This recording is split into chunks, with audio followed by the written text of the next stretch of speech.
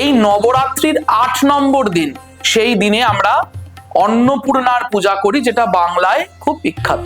স্বয়ং মহাদেব তিনি ভিক্ষুক বেশে মায়ের কাছে অন্ন প্রার্থনা করছেন এবং স্বয়ং জগদীশ্বরী আদি ব্রহ্মাণ্ডের জননী তিনি মহাদেবকে অন্ন দান করছেন।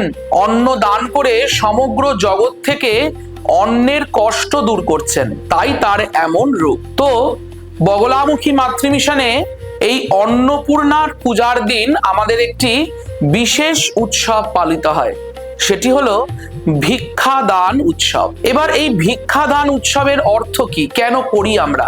আমাদের মধ্যে যাদের আর্থিক অবস্থা ভীষণ বাজে, যাদের কোনোভাবেই সংসারে অর্থ সঞ্চয় হয় না, জলের মতন অর্থ ক্ষয় হয়ে যায়, নষ্ট হয়ে যায়, আমরা কি করি? এই অন্নপূর্ণার দিন আমরা একটি ভিক্ষাদানের আয়োজন করি। সাধারণ ভক্তরা তাদের সামর্থ্য মতন ভিক্ষা মহাদেবের জন্য নিয়ে আসেন, অর্থাৎ তিনি তখন স্বয়ং ভিক্ষুক।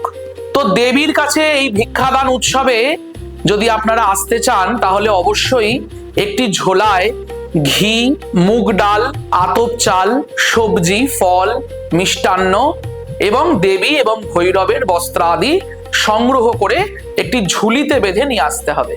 তো এবার অন্নপূর্ণার এই যে নবরাত্রি আমাদের চলে, 9 দিন ধরে যে যজ্ঞানুষ্ঠান চলে, এই যজ্ঞানুষ্ঠানের পাশাপাশি আমাদের এই 9 দিন ধরে একটি বিশেষ চাল পূজিত হয় মায়ের কাছে। তো যারা যারা ভিক্ষা দিতে আসবেন তারা এই চালটি সংগ্রহ করে আপনাদের বাড়িতে নিয়ে যেতে পারবেন।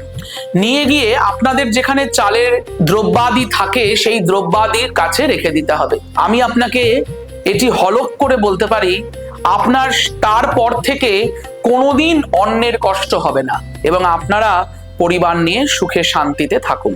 খুব ভালো থাকুন। জয় মা।